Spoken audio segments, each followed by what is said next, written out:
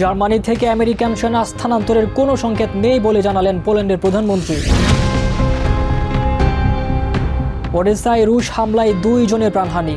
কৃষ্ণ সাগরে 2টি shadow fleet ট্যাঙ্কারে drone হামলা চালিয়েছে ইউক্রেনিয়ান বাহিনী। দাবানলের আগাম সতর্কবার্তা পেতে গ্রিসের প্রথম থার্মাল স্যাটেলাইটের সফল উৎক্ষেপণ সম্পন্ন।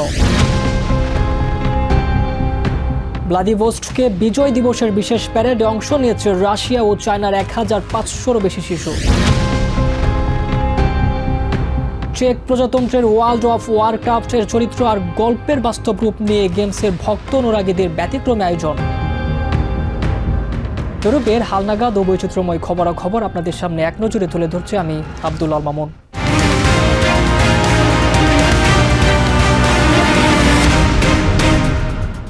নেটোর পূর্ব দিক থেকে আমেরিকান সেনা সরিয়ে নেওয়ার কোনো সংকেত এখন পর্যন্ত ওয়াশিংটনের পক্ষ থেকে পাওয়া যায়নি বলে জানিয়েছেন পোল্যান্ডের প্রধানমন্ত্রী ডোনাল্ড টাস্ক। জার্মানি থেকে 5000 আমেরিকান সেনা সদস্য সরিয়ে নেওয়ার পেন্টাগনের ঘোষণার পর রবিবার এক সংবাদ সম্মেলনে উদ্বেগ প্রকাশ করে এই মন্তব্য করেন তিনি। টাস্ক সতর্ক করে বলেন, প্রেসিডেন্ট ডোনাল্ড ট্রাম্পের গৃহীত নীতিগুলো প্রথাগত নিরাপত্তার ব্যবস্থার জন্য চ্যালেঞ্জ হয়ে দাঁড়িয়েছে। ইরান যুদ্ধ এবং শুল্ক সংক্রান্ত উত্তেজনার জেরে ওয়াশিংটন এই সিদ্ধান্ত নিয়েছে বলে ধারণা করা হচ্ছে। টাস্কের মতে নেটোর ভেতরের ফাটলে এখন বড় হুমকি। আমেরিকান সেনাদের নেটোর পূর্ব ব্লকে সরিয়ে নেয়ার ব্যাপারে আমরা এখন পর্যন্ত কোনো সংকেত পাইনি। এটি মূলত একটি সতর্ক বার্তা যে প্রেসিডেন্ট ট্রাম্প সহ কিছু রাজনীতিকের দৃষ্টিভঙ্গি আমাদের দীর্ঘদিনের প্রতিষ্ঠিত নিরাপত্তা ব্যবস্থা থেকে কিছুটা আলাদা। নেটোর ভেতরের এই বিভেদ আমাদের জন্য বিপজ্জনক হতে পারে।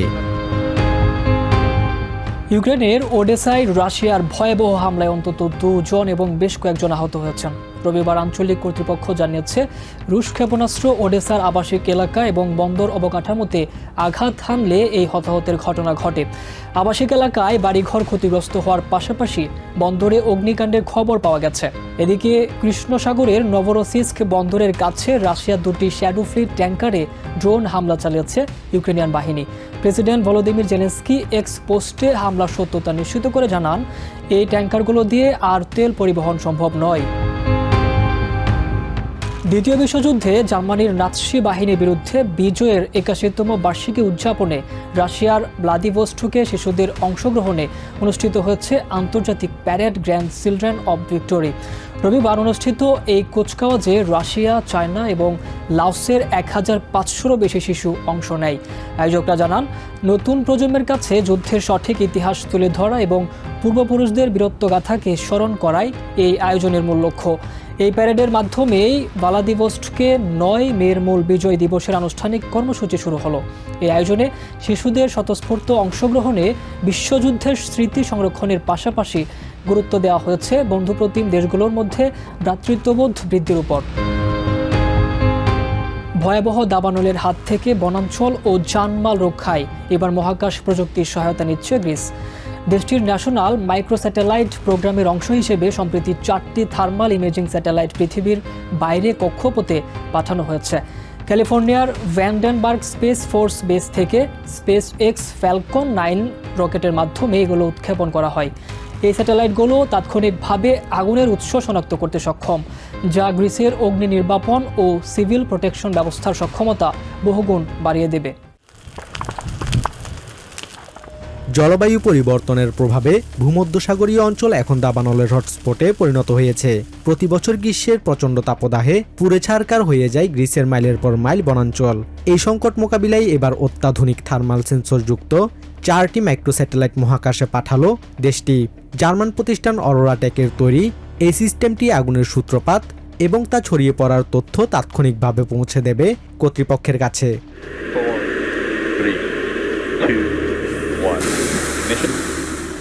সরকারি এই পর্যবেক্ষণ হাবের মাধ্যমে পাওয়া তথ্য অগ্নি নির্বাপন কর্মীদের দ্রুত সিদ্ধান্ত নিতে সাহায্য করবে। তবে এই স্যাটেলাইটগুলো কেবল দাবানল পর্যবেক্ষণের মধ্যেই সীমাবদ্ধ নয়, এগুলো সমুদ্র পৃষ্ঠের তাপমাত্রা ট্র্যাকিং এবং ভূমি ব্যবহারের ওপরও নজর রাখবে, যা দীর্ঘমেয়াদী জলবায়ু অভিযোজনে গুরুত্বপূর্ণ ভূমিকা রাখবে।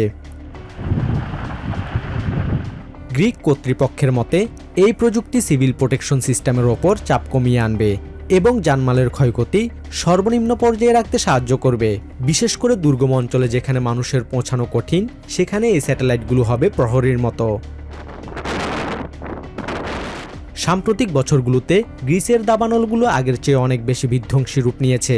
বিজ্ঞানীরা বলছেন, দ্রুত পরিবর্তনশীল জলবায়ুর কারণেই এমনটা ঘটছে। এই পরিস্থিতিতে গ্রিসের নিজস্ব এই স্যাটেলাইট নেটওয়ার্ক প্রতিবেশী দেশগুলোর জন্য একটি উদাহরণ হয়ে উঠতে পারে। Basudeb Nath, TVN24 news desk. জনপ্রিয় অনলাইন গেম ওয়ার্ল্ড অফ ওয়ারক্রাফটের ভার্চুয়াল জগৎ এবার বাস্তব হয়ে ধরা দিয়েছে চেক প্রজাতন্ত্রের এক গভীর অরণ্যে।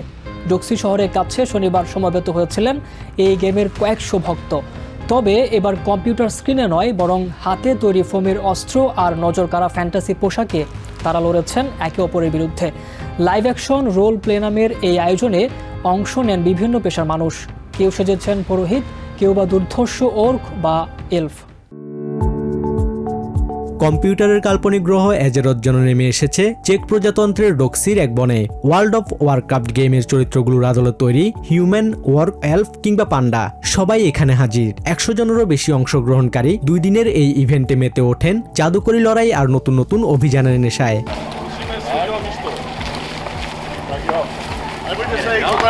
গেমের নিয়ম মেনেই কেউ লড়ছেন সামনের সারিতে, আবার কেউ বা পেছন থেকে দিচ্ছেন জাদুকরি সুরক্ষা। এমনই একজন পেশায় সফটওয়্যার ইঞ্জিনিয়ার নিকোলেট লাজিকোভা, যিনি যুদ্ধের ময়দানে সহযোদ্ধাদের ক্ষত সারিয়ে তুলছেন মজার সব কবিতা আবৃত্তি করে। Every time when I'm doing it, I need to do some rhymes and everything, so it's really nice because everybody knows like I'm healing them. They just like hearing some really nice like Eminem rhymes behind them. এই বিশাল আয়োজন সফল করতে আয়োজকদের সময় লেগেছে কয়েক সপ্তাহ। বনের ভেতর তৈরি করা হয়েছে যুদ্ধের লোকেশন আর অস্থায়ী ক্যাম্প। আয়োজক মিখাল দানেক জানান, এই ঐতিহ্যের ধারা বজায় রাখতেই তারা প্রতি বছর কঠোর পরিশ্রম করেন। It was one of my first LARP ever and I fell in love with it, so I just want to keep the tradition going as long as possible. বিশ্বজুড়ে 40 মিলিয়ন কপি বিক্রি হওয়া এই গেমটি কেবল ডিজিটাল পর্দার বিনোদন নয়, বরং বাস্তব জীবনেও যে মানুষের মধ্যে গভীর মেলবন্ধন তৈরি করতে পারে, ডক্সির এই বনই তার বড় প্রমাণ। Basudebnath, TVN24 news desk. এক নজর ইউরোপের আরও নানা খবর পেতে চোখ রাখুন TVN24 নিউজ নেটওয়ার্কের ইউটিউব ও ফেসবুক পেজে। নিউ ইয়র্ক থেকে সম্প্রচারিত TVN24 টেলিভিশন বিশ্বজুড়ে বাঙালির কণ্ঠস্বর।